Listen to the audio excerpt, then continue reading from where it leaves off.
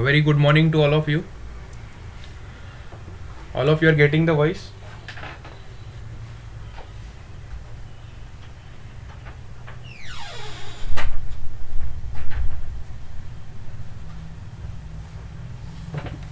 Okay, very good.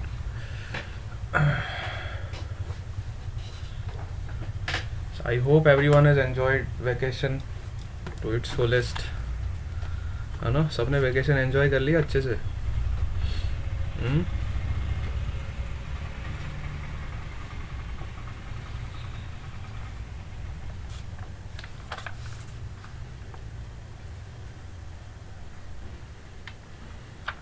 बहुत बढ़िया.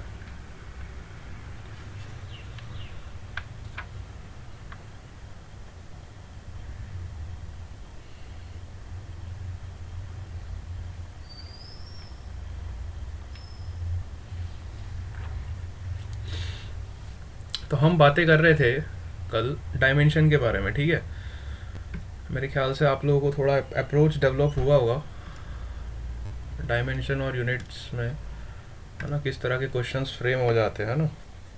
काफ़ी प्रैक्टिकल अप्रोच से हम उसको सॉल्व कर रहे थे. इसी तरह की सिचुएशंस हम आज भी डिस्कस करेंगे थोड़ी बहुत, ताकि आपको पूरा आइडिया लग जाए किस तरह से इस तरह के क्वेश्चंस को डील किया जाता है ना. अब जैसे कि मैंने आपको बोला, सपोज करो एक वायर में करंट फ्लो कर रहा है. ठीक है, वायर में, अब ये पाइप नहीं है, ये आपकी वायर है. ठीक है, सबको स्क्रीन दिखाई दे रहा है ना.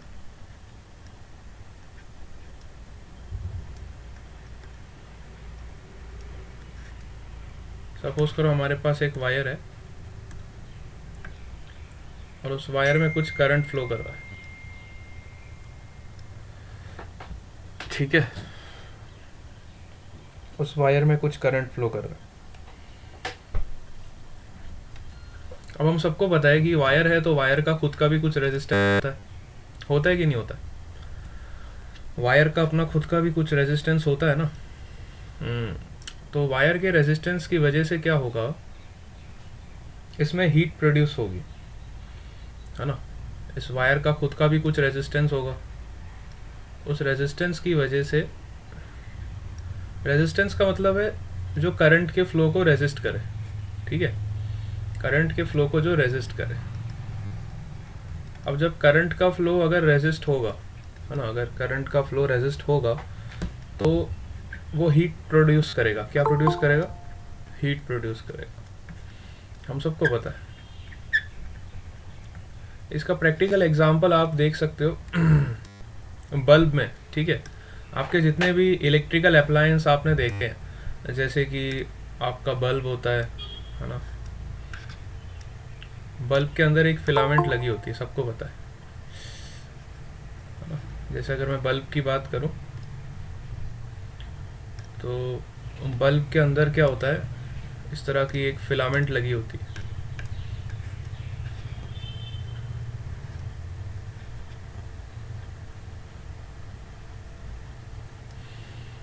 ठीक है, तो ये फिलामेंट कौन से मेटल की बनी होती है, किसी को पता है? ये बल्ब की जो फिलामेंट होती है, इसमें कौन सा मटेरियल यूज करते हैं? Anybody knows? कॉपर. चलो, अच्छा गैस था, पर कॉपर यूज नहीं करते हम. इसके अंदर जो मटेरियल होता है, हाँ very good, tungsten is correct. इसके अंदर जो मटेरियल यूज होता है दैट इज टंगस्टन. कॉपर क्यों नहीं यूज करते, टंगस्टन क्यों यूज करते हैं?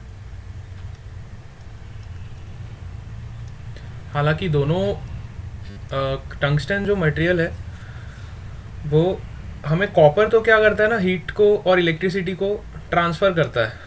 हमें ट्रांसफ़र नहीं कराना है, हमें यहाँ पे रेजिस्ट करवाना है. समझ रहे हो?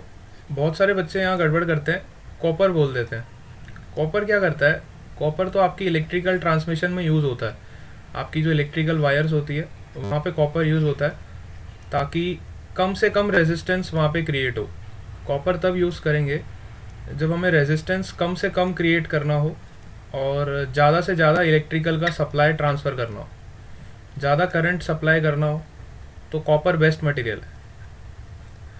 टंगस्टन तब यूज़ करेंगे जब हमें रेजिस्टेंस को इंक्रीज़ करना हो, क्योंकि जितना ज़्यादा आपका रेजिस्टेंस बढ़ेगा, जितना ज़्यादा आपका रेजिस्टेंस बढ़ेगा उतनी ज़्यादा जो आपकी हीट है ना, हीट ज़्यादा से ज़्यादा प्रोड्यूस होगी, है ना। इसलिए हम यहाँ पे क्या यूज़ करेंगे, टंगस्टन यूज़ करेंगे। दूसरा कारण ये भी है, टंगस्टन का जो हर मेटल का देखो मेल्टिंग पॉइंट होता है, पर टंगस्टन का मेल्टिंग पॉइंट बहुत ज़्यादा होता है, मतलब 1000 के ऊपर होता है, मतलब exactly I don't know but 1000+ होता है डिग्री में, है ना।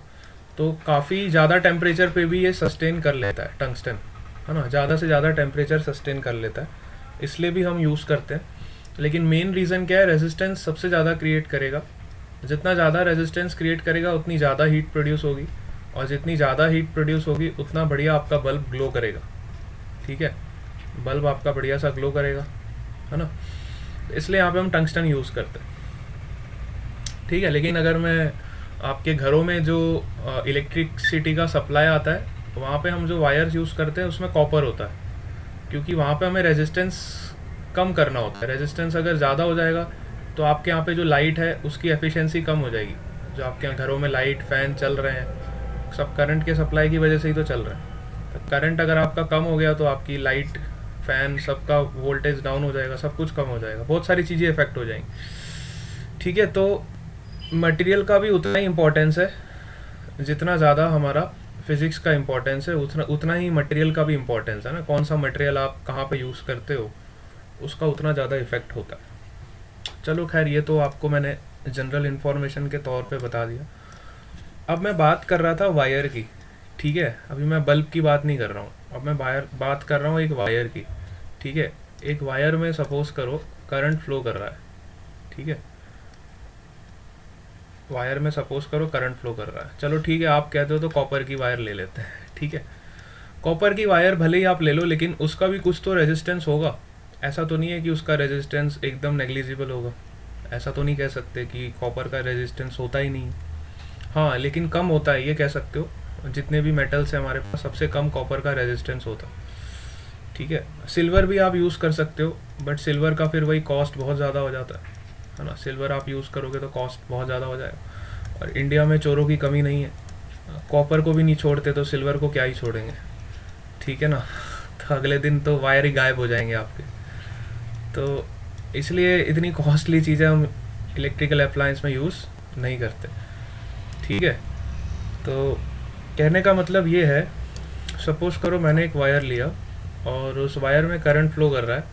अब वायर का कुछ रेजिस्टेंस भी होगा जिसकी वजह से हीट प्रोड्यूस होगी, जिसकी वजह से क्या प्रोड्यूस होगी, हीट प्रोड्यूस होगी। कुछ ना कुछ पार्ट हीट में कन्वर्ट होता ही होता, कुछ ना कुछ लॉसेस हो ही जाते हैं, है ना। आपके घर में भी जो मेन सप्लाई जो आपका होता है, जैसे आपका टॉरेंट है, अगर मान लो आपकी जो पावर है टॉरेंट से आ रही है, तो टॉरेंट से जो लाइंस कनेक्टेड होती हैं आपके घर को, वहाँ पे भी कुछ ना कुछ लॉसेस हो जाते हैं हीट के फॉर्म में, है ना। वायर्स में से ट्रांसमिशन लॉसेस, बहुत सारा के लॉसेस होते हैं, इसकी अलग ही कहानी है ना। ये एक अलग ही चैप्टर है, लॉसेस वाला अलग ही एक चैप्टर है। लेकिन अभी आप खाली इतना समझ लो कि जब किसी वायर में करंट फ्लो होता है उसकी रेजिस्टेंस की वजह से कुछ हीट प्रोड्यूस होती है, ठीक है। तो जो हीट प्रोड्यूस हो रही है वो कौन कौन से फैक्टर पे डिपेंड करती है। तो पहला तो फैक्टर ये है, the amount of heat produce is directly dependent on, जितना ज़्यादा आपका करंट होगा, है ना। अगर ज़्यादा करंट होगा तो ऑब्वियसली ज़्यादा हीट प्रोड्यूस भी ज़्यादा ही होगी, है ना। तो करंट पे एक तो डिपेंड करेगा। दूसरा जो फैक्टर है आपका हीट का, सेकेंड फैक्टर वो डिपेंड करेगा रेजिस्टेंस पे, ठीक है। जितना ज़्यादा आपका वायर का रेजिस्टेंस होगा उतनी ज़्यादा आपकी हीट प्रोड्यूस होगी, ठीक है। और तीसरा जो फैक्टर है टाइम पे भी डिपेंड करेगा, मतलब जितने ज़्यादा टाइम तक आप इस करंट को सप्लाई करोगे उतने टाइम तक आपकी हीट भी प्रोड्यूस होती रहेगी, मतलब है ना। कितने टाइम तक आपने करंट को सप्लाई किया उतने टाइम तक आपकी हीट प्रोड्यूस होती रहेगी। तो अब हमें इतने सारे फैक्टर्स तो हमने एनालाइज कर लिए, तो मैंने आपको बोला कि बेटा this is the practical situation which is given to you and you have to derive the formula for this. आपको इस कंडीशन के लिए एक फार्मूला निकाल के मुझे देना है, इस सिचुएशन के लिए क्या फार्मूला होगा। ठीक है, बिल्कुल रियल लाइफ के प्रॉब्लम्स आपको बता रहा हूँ ताकि आपको पता चल जाए कि फिज़िक्स जो आप पढ़ते हो वो कहीं भी काम आ सकती है आपको। ठीक है, तो अभी आपको इतना इन्फॉर्मेशन पता चल गया कि हीट जो है वो करंट पे डिपेंड कर रही है, रेजिस्टेंस पे डिपेंड करती है वायर के, और कितने टाइम तक आप उस करंट को सप्लाई करोगे उस पर भी डिपेंड करती है। तो आप मुझे क्या इसका फॉर्मूला निकाल के दे सकते हो? आप में से कोई ट्राई करेगा इसको? यस, हिंट आपके पास है ही, डायमेंशनल एनालिसिस लगाओ और डायमेंशनल एनालिसिस लगा के इस सिचुएशन का फॉर्मूला निकालना है ना। डायमेंशनल एनालिसिस आप सबको आता ही है, और डायमेंशंस का यूज़ करके इस सिचुएशन का हमें फॉर्मूला निकालना है। क्वेश्चन सबको समझ आ रहा है? क्वेश्चन में क्या मैंने पूछा है?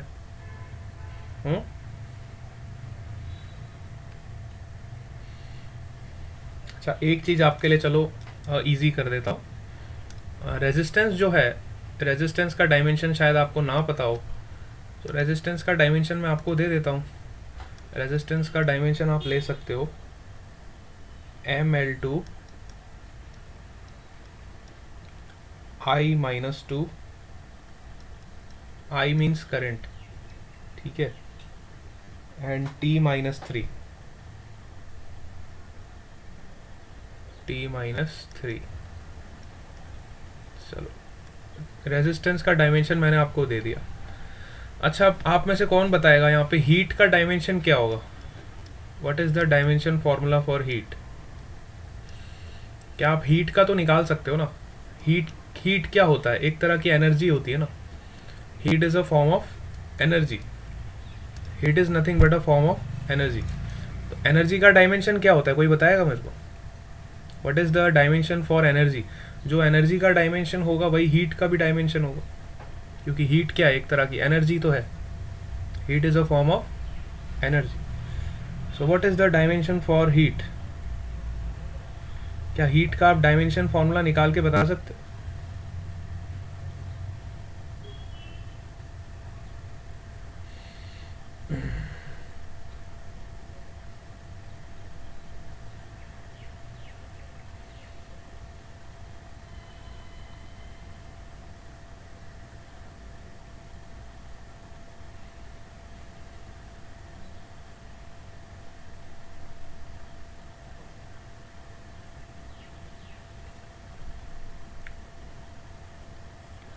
ML2T-2, very good. देखो, एनर्जी का फॉर्मूला क्या होता है? एनर्जी क्या होता है? एनर्जी, वर्क डन, हीट, इन सब के डायमेंशन सेम होते हैं, है ना। और वर्क डन हमको पता ही है, फोर्स इनटू डिस्टेंस, है ना। वर्क डन, वर्क का जो डायमेंशन होगा वही एनर्जी का भी होगा, और वही आपका हीट का भी होगा, सबके डायमेंशन सेम होंगे। तो फोर्स का डायमेंशन हमें पता है ML-T-2, और डिस्प्लेसमेंट का डायमेंशन क्या होगा? L होगा। तो यहाँ से आपको मिल जाएगा ML2T-2। वेरी गुड, अनु ने आंसर किया, ठीक है। तो यहाँ से देखो, आपको हीट का डायमेंशन तो पता चल गया, ML2T-2, ठीक है। अब कौन सा क्वांटिटी बच गया आपका? रेजिस्टेंस का मैंने आपको बता दिया। करंट का आप डायमेंशन I ले सकते हो। अगर करंट का तो हमारा स्टैंडर्ड क्वांटिटी है करंट, तो current is your fundamental quantity. अगर आपको पता होगा तो हमने 7 फंडामेंटल क्वांटिटीज़ पढ़ी थी, उनमें से एक फंडामेंटल क्वांटिटी आपकी करंट, ठीक है। तो करंट का डायमेंशन आप I एज्यूम कर सकते हो, या फिर कई बुक्स में इसको A से भी एज्यूम कर देते हैं ना। A का मतलब होता है आपका एम्पियर, करंट का जो यूनिट होता है एम्पियर होता है। तो आप दोनों में से कोई भी सिंबल यूज़ कर सकते हो। करंट के डायमेंशन के लिए I भी यूज़ कर सकते हो, A भी यूज़ कर सकते हो। ठीक, यहाँ पे मैंने I यूज़ किया है, तो उसमें कोई बड़ा इशू नहीं है। करंट का डायमेंशन मैं I से लिखूँगा। अच्छा, टाइम का डायमेंशन आपको पता ही है। टाइम का डायमेंशन क्या होता है? T। तो बस अब आपको फॉर्मूला निकालना काफ़ी इजी हो गया। देखो, रेजिस्टेंस का डायमेंशन मैंने आपको बता दिया, हीट का डायमेंशन आपने खुद निकाला, करंट का डायमेंशन आपको पता ही है, because it is a fundamental quantity. Current is a fundamental quantity. And time का dimension also you know, it is also fundamental quantity. ठीक है, तो यहाँ से आप मुझे फॉर्मूला निकाल के बताओ कि हीट का फॉर्मूला क्या होगा. तो यहाँ से आप मुझे फॉर्मूला निकाल के बताओगे H इज़ इक्वल टू के टाइम्स, अब अज्यूम कर लो पावर सबकी, I की पावर A मान लो, R की पावर B मान लो और T की पावर C मान लो. अब सबके डायमेंशन यहाँ पे पुट करो और जल्दी से मेरे को फॉर्मूला निकाल के बताओ कि इसका फॉर्मूला क्या होगा.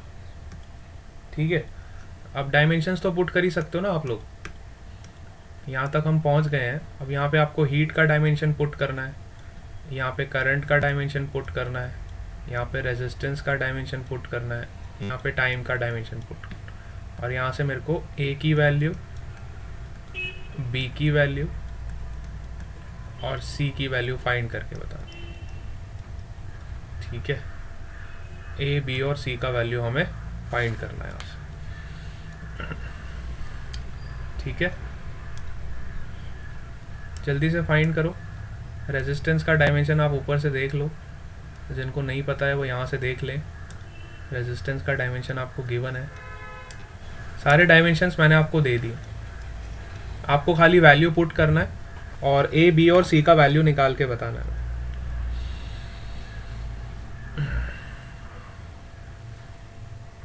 देखो कितना प्रैक्टिकल क्वेश्चन है और इसका हम आंसर निकाल रहे डायमेंशन एनालिसिस. इसलिए डायमेंशन पढ़ना बहुत ज़रूरी था. डायमेंशन इसलिए बच्चों को पढ़ाया जाता है ताकि किसी भी सिचुएशन को वो एनालाइज कर सके कि कौन कौन से फैक्टर्स उसको अफेक्ट कर रहे हैं.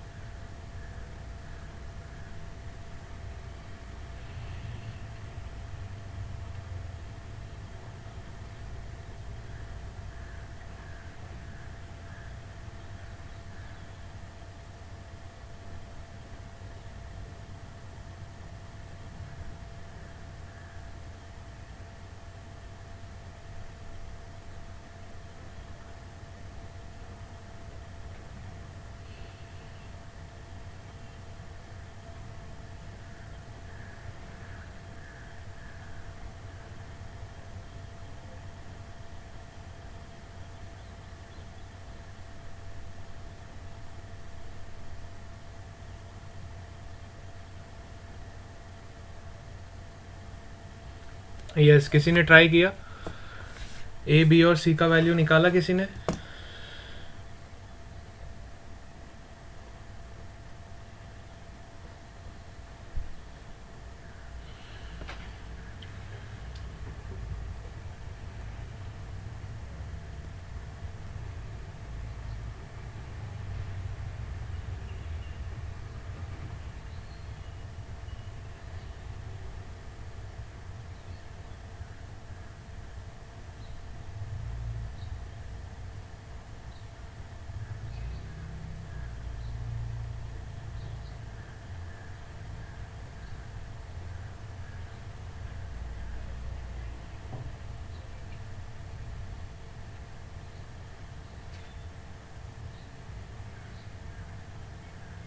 चलो देखो इधर।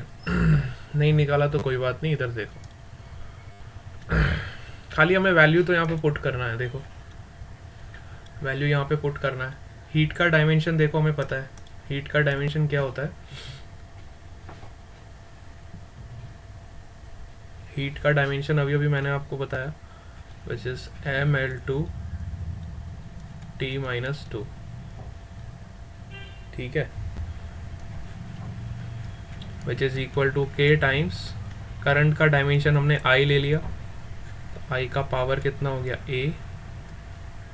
रेजिस्टेंस का डायमेंशन आपको बताया था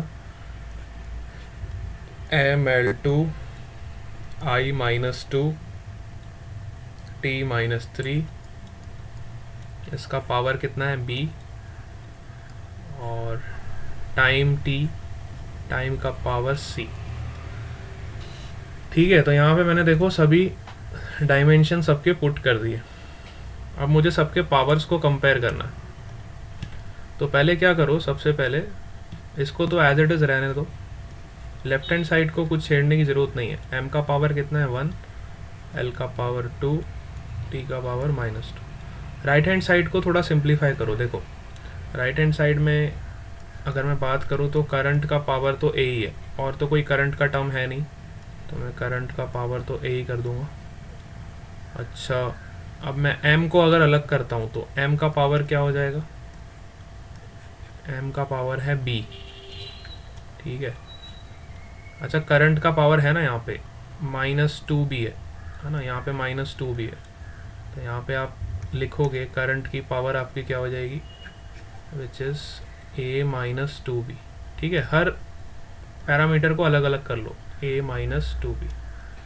ये आपका करंट का नेट पावर हो जाएगा। a यहाँ पे है और -2b यहाँ पे। ठीक है, फिर m को सेपरेट कर लो। m का पावर कितना होगा, तो m का पावर खाली b है। l को सेपरेट कर लो, l का पावर कितना होगा यहाँ पे 2b। देखो l का स्क्वायर है और इसको मल्टीप्लाई करोगे b से, तो ये कितना हो जाएगा 2b। और t का पावर कितना हो जाएगा -3b plus c। So will get -3b plus c। ठीक है, अब यहाँ से a b c का वैल्यू इजीली मिल जाएगा मेरे को।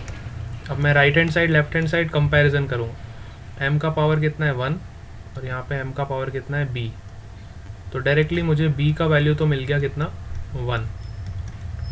ठीक है, अब l का पावर यहाँ पे 2 है और यहाँ पे भी 2b है, तो यहाँ से भी आपको b का वैल्यू 1 ही मिलेगा, इसका कोई फ़ायदा नहीं हुआ। चलो करंट का पावर वेरीफाई करते हैं। करंट का पावर यहाँ पे कितना है a-2b, और यहाँ पे तो करंट है ही नहीं, मतलब यहाँ पे आपका करंट का पावर कितना है 0 है, तो इसको 0 से इक्वेट कर दोगे। a-2b इज इक्वल टू 0, तो a का वैल्यू क्या मिल जाएगा 2b, और b का वैल्यू हमें पता है ऑलरेडी 1 है, तो a का वैल्यू क्या हो जाएगा 2। ठीक है, b का वैल्यू 1, a का वैल्यू 2। अब क्या बचा c, तो यहाँ से अब टाइम का पावर कंपेयर करोगे। टाइम का पावर कितना है -3b प्लस c, और लेफ्ट साइड में कितना है -2। So you will write -3b plus c which is equal to -2, और b का वैल्यू यहाँ पे 1 पुट करोगे, तो यहाँ से c का वैल्यू क्या मिल जाएगा 3 minus 2 which is equal to 1। ठीक है, सी का वैल्यू 1, बी का वैल्यू 1, ए का वैल्यू 2। चलो तो अब हम फॉर्मूला निकालते हैं। हमारा फॉर्मूला क्या होगा? अब हमने ए बी सी का वैल्यू निकाल लिया है, तो अब यहाँ से हमें हीट का फॉर्मूला पता चल जाएगा। H इज़ इक्वल टू के टाइम्स ए का वैल्यू कितना आया था हमारा 2, तो आई स्क्वायर, बी का वैल्यू आया था 1, आर का पावर 1, सी का वैल्यू 1, टी का पावर 1। हमें फॉर्मूला क्या मिल गया? H इज़ इक्वल टू के times I square R T. ये फॉर्मूला आपने कहीं ना कहीं पढ़ा होगा, हीट का यही इक्वेशन आता है, आई स्क्वायर आर टी, है ना। लेकिन डायमेंशन से हमें इस कांस्टेंट के बारे में कुछ पता नहीं चलता है। लेकिन अगर आपने ये चैप्टर पढ़ रखा है 10th क्लास में, तो आपको पता होगा इस के का वैल्यू होता है 1, क्योंकि हीट का जो इक्वेशन होता है that is I square R T. अगर आपने गलती से भी कहीं सुना होगा तो आपके दिमाग में होगा। ठीक है, मेरे ख्याल से सबने सुन रखा हो। यस, हीट का इक्वेशन हम सबने सुन रखा है ना, which is I square R T. कितने को पता था इक्वेशन? यस, देखो फॉर्मूला हम सबको पता था, लेकिन उसके पीछे की कहानी नहीं पता थी। कैसे आया ये फॉर्मूला, कैसे आया? ये फॉर्मूला यहीं से आया, डायमेंशन एनालिसिस से हमें पता चला, और फिर कुछ एक्सपेरिमेंट्स के बाद हमने इस कांस्टेंट का वैल्यू आइडेंटिफाई किया। तो कांस्टेंट का वैल्यू हमें कितना मिला? 1 मिला। ये वाला वैल्यू हमें डायमेंशन से नहीं पता चलता है। कांस्टेंट का जो वैल्यू है ये हमें डायमेंशन से पता नहीं चलता है, ये कुछ एक्सपेरिमेंट्स करने पड़ते हैं, उसके बाद हमें पता चलता है। तो फाइनली जो हमें रिजल्ट मिला हीट का जो इक्वेशन मिला which is I square R T. मतलब सीधी सी बात है, अगर आप यहाँ से भी देखो तो जितना ज़्यादा करंट होगा उतनी ज़्यादा हीट होगी, जितना ज़्यादा रेजिस्टेंस होगा उतनी ज़्यादा हीट होगी, और जितने ज़्यादा टाइम के लिए आप उस करंट को पास करोगे उतनी ज़्यादा हीट होगी। फॉर्मूले से भी हमें यही पता चल रहा है ना। जितने ज़्यादा टाइम के लिए आप उस करंट को पास करोगे उतनी ज़्यादा हीट प्रोड्यूस होगी। तो इसलिए हम जब इलेक्ट्रिकल ट्रांसमिशन के लिए जो वायर के डिज़ाइन करते हैं वहाँ पे हम कॉपर इसलिए यूज़ करते हैं क्योंकि उसमें कम से कम हीट प्रोड्यूस होती है ना। हीट का जो प्रोडक्शन होता है कम से कम होता है। और जो टंगस्टन हम बल्ब में इसलिए यूज़ करते हैं क्योंकि वहाँ पे आपका हीट प्रोड्यूस ज़्यादा होती है ना। तो यहाँ से आप कनेक्ट कर सकते हो, है ना। टंगस्टन का रेजिस्टेंस वाला फैक्टर ज़्यादा होता है, रेजिस्टेंस वाला फैक्टर टंगस्टन में ज़्यादा होता है, कॉपर में रेजिस्टेंस वाला फैक्टर कम होता है। कॉपर में रेजिस्टेंस वाला फैक्टर कम होता है। ठीक है, क्या आप इस बात को समझ पा रहे हो? इस तरह का एक और सिचुएशन आपको देता हूँ, तो फिर आप इसको अच्छे से पूरा समझ जाओगे। ये क्या हो गया? ठीक है, एक सिचुएशन आपको और देता हूँ।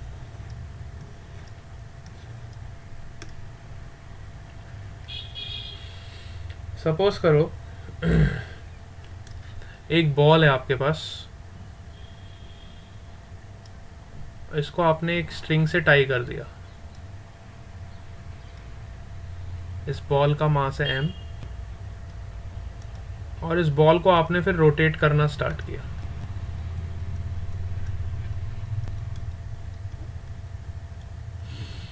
इस बॉल को आपने रोटेट करना स्टार्ट किया। ठीक है, सपोज करो ये रेडियस आपको r दिया हुआ है, इसका मास m दिया हुआ है, और इसकी कुछ स्पीड दी हुई है, इसकी कुछ स्पीड दी हुई है v।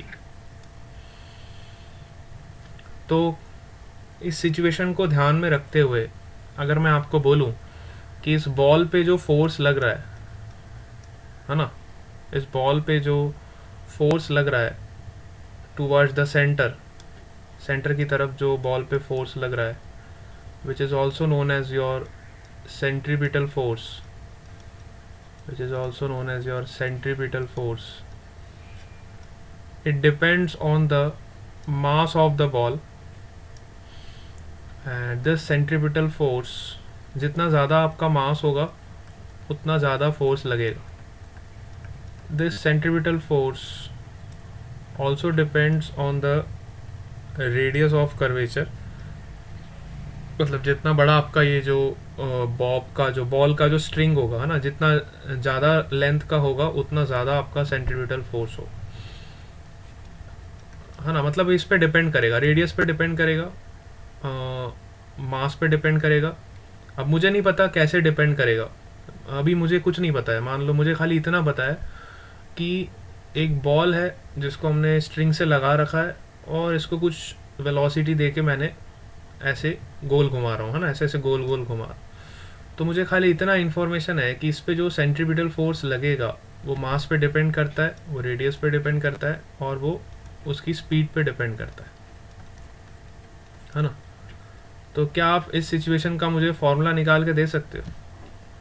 What is the formula for this situation? आपको खाली इतनी सिचुएशन मैंने दे दी, तो क्या आप मुझे इसका फॉर्मूला निकाल के दे सकते हो? हालांकि आपको याद भी होगा क्योंकि आपने सर्कुलर मोशन में काफ़ी बार इसको यूज़ भी किया है, लेकिन अभी मैं आपको ये मान के चलता हूँ कि सपोज़ करो आपको नहीं याद है फॉर्मूला, है ना, और आपको इसको डिराइव करना है, तो आप डायमेंशन एनालिसिस लगा के मुझे इस फॉर्मूला को डिराइव करके बताओ कि इस सिचुएशन के लिए क्या फॉर्मूला होगा।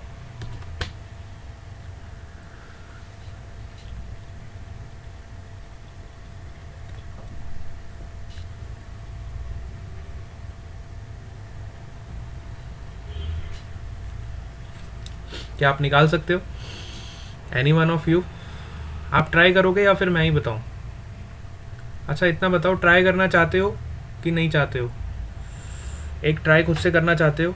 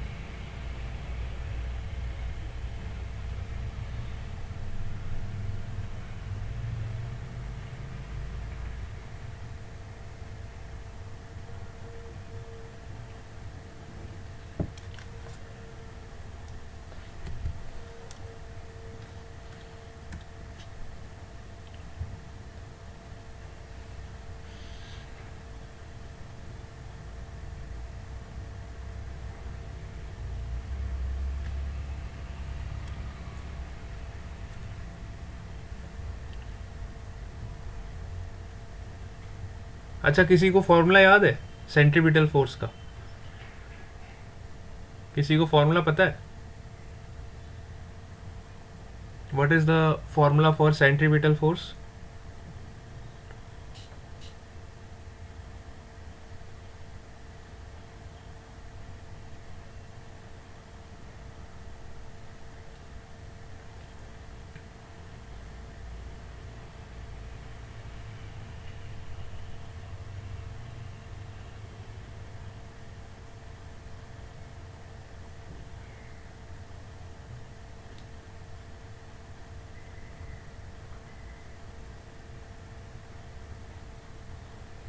mv² upon R. Very good, है ना।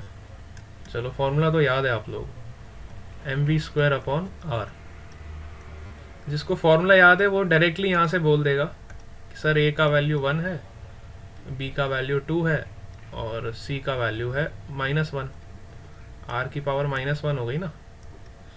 तो ए बी सी वैल्यू आपको यहाँ से डायरेक्टली पता है अगर आपको फार्मूला याद है तो, लेकिन हमें फार्मूला नहीं पता ना, हम तो मान के चल रहे हैं हमें फार्मूला नहीं पता, हमें तो फार्मूला डायमेंशन एनालिसिस से निकालना है। कैसे निकालेंगे देखो, हमें इतना पता है कि सेंट्रीपिटल फोर्स है which is directly proportional to your mass, mass की पावर a, स्पीड की पावर b and radius की power c, let's say. So you can easily write here centripetal force is equal to k times mass की power a, v की power b, r की power c. अब आपको सबके dimension ही तो put करना है। बताओ फोर्स का डायमेंशन क्या होता है, अब सबके डायमेंशन बताते जाओ फटाफट। What is the dimension formula for force? Force का डायमेंशन क्या होता है, जल्दी जल्दी, अब मैं जो पूछ रहा हूँ बताते जाओ फटाफट। Dimension formula for force,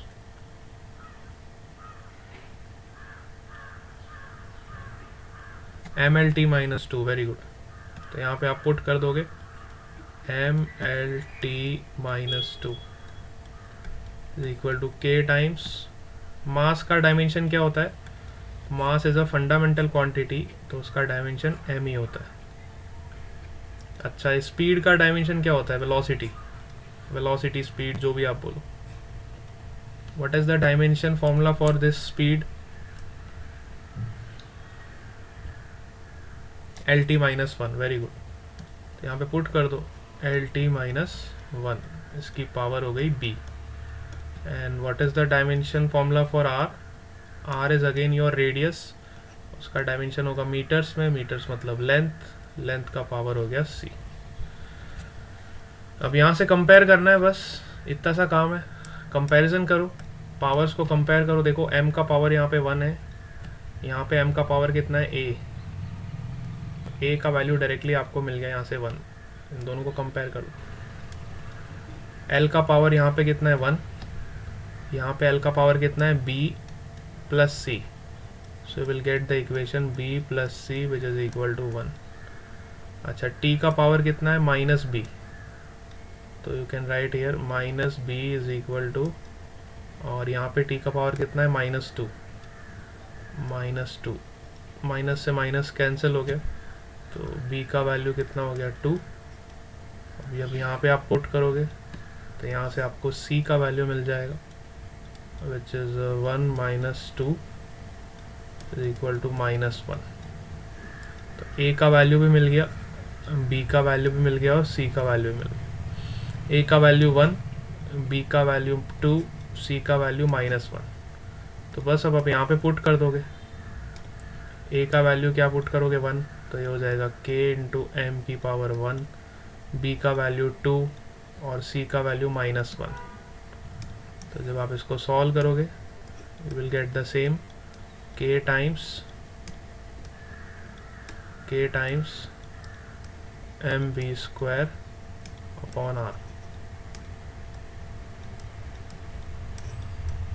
this is the formula for centripetal force. अब आप यहाँ से फॉर्मूले से देख के बता सकते हो कि सेंट्रीपिटल फोर्स, जब आप मास को इंक्रीज करोगे तो सेंट्रीपिटल फोर्स इंक्रीज होगा, जब आप स्पीड को इंक्रीज करोगे तो भी सेंट्रीपिटल फोर्स आपका इंक्रीज होगा, लेकिन जब आप रेडियस को इंक्रीज करोगे तो सेंट्रीपिटल फोर्स आपका डिक्रीज होगा, कि r आपका अपॉन में आ रहा है ना। Centripetal force is inversely proportional to r।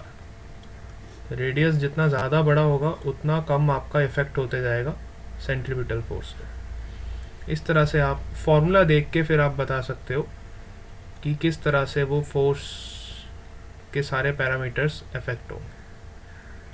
क्या आप इस बात को समझ पा रहे हो? काफ़ी डिटेल में हम डायमेंशंस का एनालिसिस कर रहे हैं ताकि आप थोड़ा थोड़ा इसको कनेक्ट कर पाओ कि डायमेंशन का जो चैप्टर है, डायमेंशन जो चैप्टर है आपका हर चैप्टर से कनेक्टेड है। डायमेंशन का जो चैप्टर है आपका, यही कारण था मैं आपको डायमेंशन जो है सबसे लास्ट में पढ़ा रहा हूँ। मतलब 3-4 चैप्टर पढ़ाने के बाद आपको फिर मैंने डायमेंशन अच्छे से पढ़ाना स्टार्ट किया। क्यों ऐसा किया, इसके पीछे का रीज़न है क्योंकि अभी आपने देखो 5 चैप्टर पढ़ लिए जैसे फिज़िक्स के, तो आपको एक थोड़ा सा हिंट पता चल गया कि पांचों चैप्टर में डायमेंशन का यूज़ तो हो ही रहा है, चाहे आपका सर्कुलर मोशन हो, चाहे आपका न्यूटन्स लॉ ऑफ मोशन हो, चाहे आपका वेक्टर्स हो, कहीं भी डायमेंशन का यूज़, ऐसा नहीं है कि कहीं भी डायमेंशन का आपका यूज़ नहीं हो रहा है। डायमेंशंस एंड यूनिट्स का यूज़ आपका हर चैप्टर में होगा। हर चैप्टर में आपको यूनिट्स चाहिए ही चाहिए, हर चैप्टर में आपको डायमेंशन चाहिए ही चाहिए।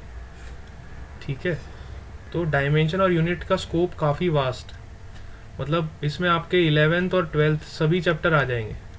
11th और 12th के जितने भी चैप्टर्स आप पढ़ोगे वो सब के सब डायमेंशंस एंड यूनिट से लिंक करेंगे। इस बात को आप अभी फील करोगे कुछ टाइम बाद, मतलब अभी से करना शुरू कर दो तो अच्छा है।